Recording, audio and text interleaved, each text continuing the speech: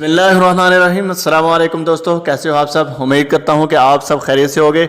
आज की वीडियो हमारी पहले वाली वीडियो की तरह बहुत ही अहम होने वाली है। आज हम सीखेंगे कि हम अपने वाईफाई रूटर को दूसरा कनेक्शन किस तरह दे सकते हैं, दूसरे रूटर में किस तरह कनेक्ट कर सकते हैं।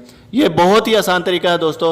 इसको सीखने के लिए सिर्फ आपको ये 3-4 मिनट की वीडियो मुकम्मल देखनी है और इस वीडियो को देखने के बाद आप दूसरे रूटर को अपने रूटर के साथ कनेक्ट कर सकते हो। बहुत आसान तरीका है।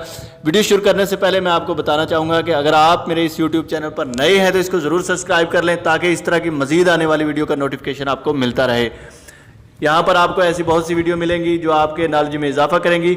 ये सामने मेरे D-Link का राउटर है। इस राउटर को हम ZTE रूटर है या TP-Link राउटर है या कोई दूसरा D-Link राउटर है उसके साथ कनेक्ट कर सकते हैं। सबको कनेक्ट करने का एक ही तरीका होता है, कुछ मुख्तलिफ नहीं है।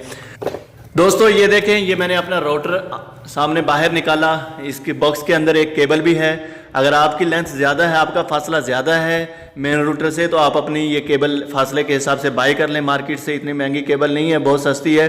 कैट 5 कैट 6 जो भी केबल आपको चाहिए उस हिसाब से ये बाई कर लें। और नई आने वाली वीडियो में मैं आपको सिखाऊंगा कि हम अपनी केबल को किस तरह ज्वाइंट कर सकते हैं।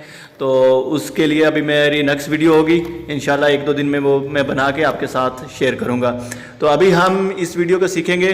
तो सबसे पहले मैं अपने दूसरा D-Link का रूटर है उसको कनेक्ट करने के लिए उसको ऑन कर लेता हूं। और यहाँ पर ये देखें, इसमें एक लाइट नज़र आ रही है।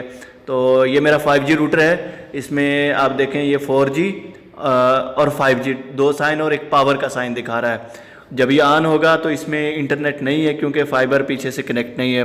तो मैं अभी आपको सिखाऊंगा कि हम दूसरे रूटर से अपनी फाइबर इस रूटर में किस तरह कनेक्ट कर सकते हैं। तो फाइबर जो मेरे बक्स के अंदर है, मैं वही केबल इस्तेमाल करके आपको सिखाऊंगा।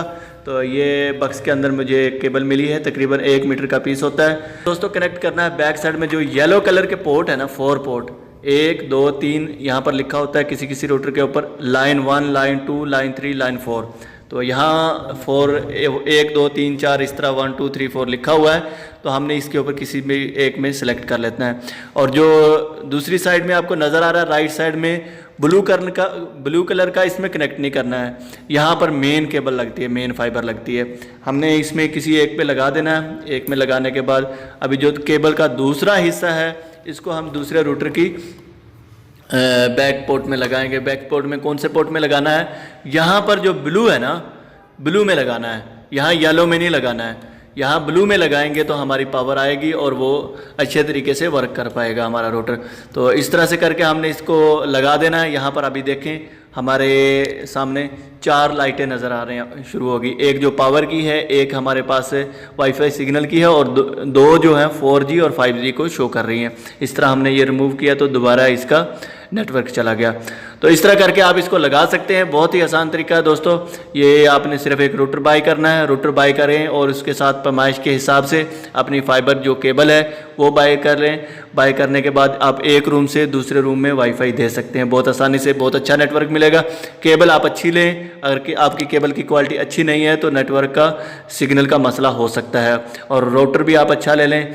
राउटर के हिसाब से भी आपकी स्पीड पे बहुत अच्छा असर पड़ेगा। दोस्तों मैं उम्मीद करता हूँ कि आपको इस वीडियो की मुकम्मल समझ आ गई होगी। अगर आपका इस वीडियो के बारे में कोई सवाल हो, कोई क्वेश्चन हो तो मुझे नीचे कमेंट में पूछ सकते हैं। मैं जितना जल्द हो सका आपको वहाँ पर रिप्लाई दूंगा। और बाकी और भी किसी और मसले में आपको कुछ पूछना है, बाकी और भी किसी वाईफाई से या टेक्निकल रिलेटेड से आपको कोई क्वेश्चन हो तो वो भी मुझे कमेंट में पूछ सकते हैं। मैं आपको वहाँ पर लाजिम रिप्लाई दूंगा। इसके साथ मुझे दीजिएगा इजाज़त। अस्सलामु अलैकुम व रहमतुल्लाहि व बरकातुहू।